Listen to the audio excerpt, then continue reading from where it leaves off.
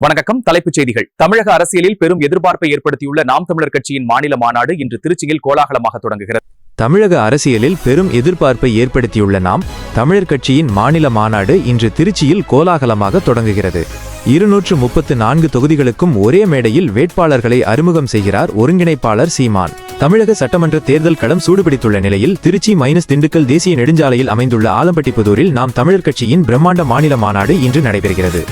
மாற்றத்தை விரும்பும் மக்களின் மாநாடு என்ற பெயரில் நடைபெறும் இந்த நிகழ்விற்காக தமிழகம் மற்றும் புதுச்சேரியின் பல்வேறு பகுதிகளிலிருந்தும் லட்சக்கணக்கான தொண்டர்கள் திருச்சியில் குவிந்து வருகின்றனர். இன்றைய மாநாட்டின் முக்கிய சிறப்பம்சங்கள்: ஒரே மேடையில் 234 வேட்பாளர்கள். தமிழகத்தின் அனைத்து 234 தொகுதிகளுக்கும் போட்டியிட உள்ள வேட்பாளர்களை ஒருங்கிணைப்பாளர் சீமான் இன்று அதிகாரப்பூர்வமாக அறிமுகம் செய்து வைக்கிறார். ஆட்சி வரைவு அறிக்கை: வழக்கமான தேர்தல் வாக்குறுதிகளுக்கு பதிலாக நாம் தமிழர் கட்சி ஆட்சிக்கு வந்தால் என்னென்ன மாற்றங்களை செய்யும் என்பது குறித்த ஆட்சி செயல் வரைவு இன்று வெளியிடப்பட உள்ளது. சீமான் போட்டியிடும் தொகுதி: சீமான் இந்த முறை எந்த தொகுதியில் போட்டியிடுவார் என்ற சஸ்பென்ஸ் இன்று உடைய போகிறது. அவர் காரைக்குடி தொகுதியில் களம் இறங்க அதிக வாய்ப்புள்ளதாக தகவல்கள் தெரிவிக்கின்றன. தற்போது திருச்சியில் போக்குவரத்து நெரிசலை தவிர்க்க காவல்துறை பலத்த பாதுகாப்பு ஏற்பாடுகளை செய்துள்ளது. தொண்டர்கள் அனைவரும் பாதுகாப்பாக பயணிக்குமாறு அக்கட்சியின் தலைமை அறிவுறுத்தியுள்ளது.